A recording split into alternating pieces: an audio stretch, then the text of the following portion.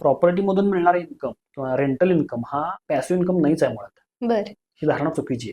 तर तो active income आहे. आता बर तुम्ही म्हणाल तो ऍक्टिव्ह कसा, मग मी पहिल्यांदा हे सांगेन की पॅसिव्ह तुम्ही त्याला म्हटलं कसं, पॅसिव्ह इन्कम कशाला म्हणायचं आणि ऍक्टिव्ह इन्कम कशाला म्हणायचं ह्याची पहिल्यांदा क्लिअरिटी पाहिजे. ज्याच्यामध्ये मी काहीतरी ऍक्टिव्हिटी करतोय आणि मग मला तो इन्कम मिळतोय हा झाला ऍक्टिव्ह इन्कम.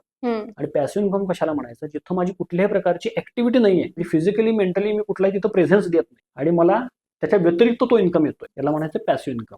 आता मला सांगा रेंटल इन्कम मग हा पॅसिव्ह कसा होईल? कारण एखादी ऍसेट घेणं ही माझी पहिली ऍक्टिव्हिटी आहे. घेतलेली ऍसेट रेंट न देणं, आता रेंट न देण्यासाठी मला भाडेकरू शोधावं लागेल, त्याच्यासाठी मला अग्रीमेंट करायचं आहे, पुन्हा त्याच्याकडून महिन्याच्या महिन्याला भाडं वसूल करायचं आहे, त्या भाडेकरूंनी वेळेत भाडं द्यायला पाहिजे. बरं, पुन्हा भाडं वसूल जरी केलं तरी परत मला त्या प्रॉपर्टीचा मेंटेनन्स ठेवायचा आहे, इथंही मला ऍक्टिव्हिटी करावी लागते.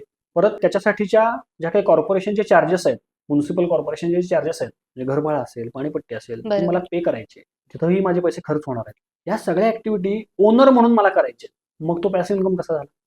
बरोबर तो ऍक्टिव्ह इन्कम आहे.